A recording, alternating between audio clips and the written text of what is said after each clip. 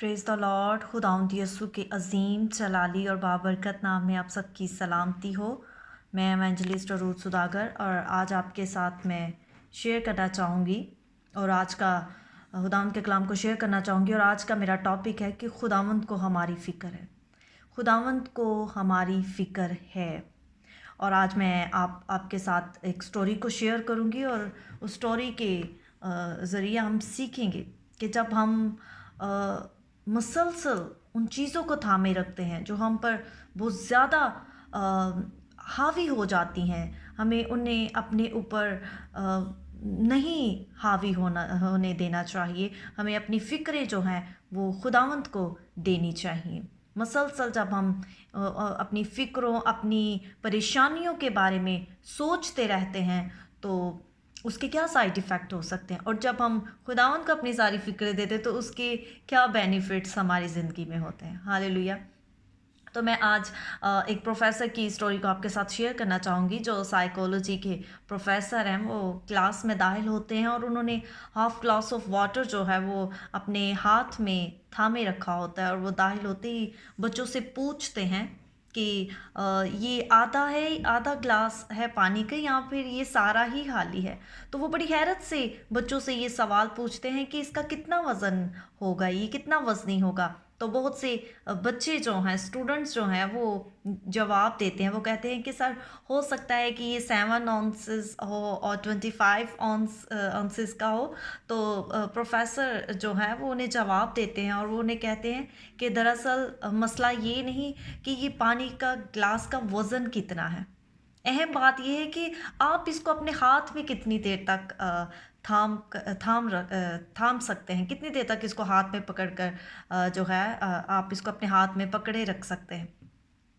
तो वो उनको यही बात समझाना चाहते हैं कि अगर आप 1 मिनट के लिए इस ग्लास को अपने हाथ में पकड़े रखेंगे तो आपको ये इतना वज़नी महसूस नहीं होगा, लेकिन आप इसको अगर लगातार 10 मिनट और अपने हाथ में थामे रखेंगे तो ये आपको वज़नी महसूस होना शुरू होगा।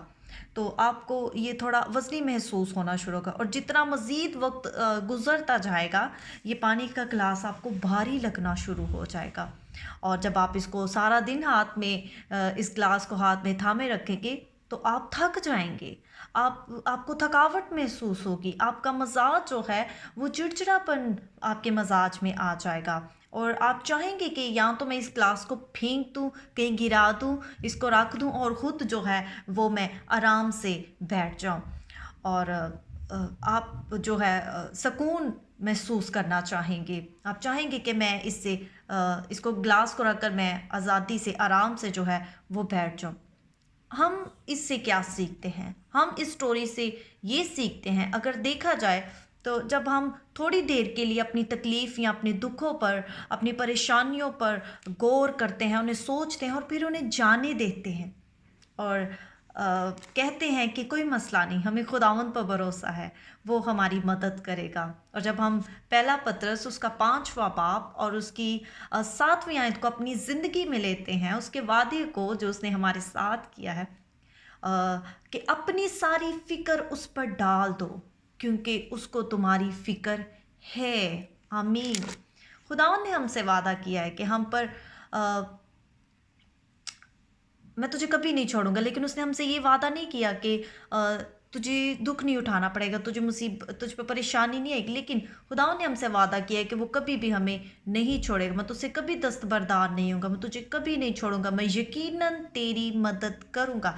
लेकिन दूसरी तरफ इसी तरह जब हम मसलसल सारा दिन घंटों घंटों अपनी परेशानियों, अपनी तकालीफ के बारे में, अपने मसलों के बारे में मसलसल सोचते रहते हैं, इतना सोचते हैं कि हम सोचते सोचते सो जाते हैं, और वो सारी चीज़ें जो हैं वो फिर ड्रीम में आकर एक ऐसा नेगेटिव ड्रीम बन जाते हैं कि सुबह उठते ही फिर दोबारा से हम उसी बात के बारे में और सोचना शुरू कर देते हैं। तो वो हमारे लिए मुश्किल बन जाती है।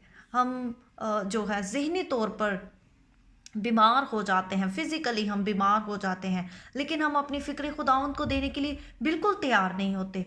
हम सब कुछ खुद ही करना चाहते हैं, लेकिन खुदावंद कहते हैं कि तू अपना बोझ जो है मुझे दे। और हमें खुदावंद का जो है वो खुदावंद का जुआ जो है वो हमारे लिए मुलायम। हमें अपनी सारी फ़िक्रें जो हैं खुदावंद पर डालनी है और अपनी सारी परेशानियों को एक साइड पे करके खुदावंद पर जो है नज़रें लगानी है, अपनी निगाहें लगानी है। हमें उस पर निगाहें लगाने की ज़रूरत है। जैसे भी हम सब कोविड-19 से गुज़र रहे हैं, तो हम जानते हैं कि बहुत से अ, हमारे इर्द गिर्द बहुत पेशेंट होंगे, हमारे जानने वाले बीमार होंगे, और भी बहुत से हमारे नेबर्स में भी प्रॉब्लम हो सकती है।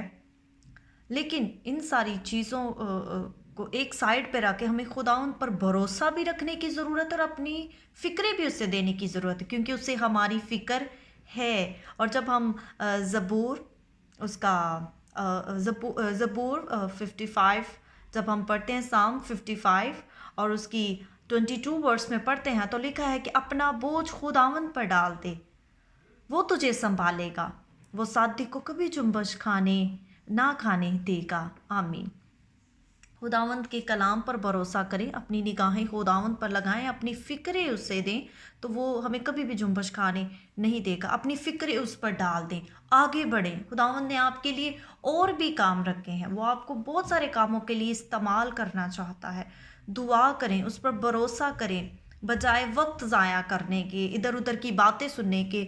अगर आप दुआ कर लेंगे और दुआ करके इंतज़ार कर लेंगे, वो आपके लिए ज़्यादा बेहतर है।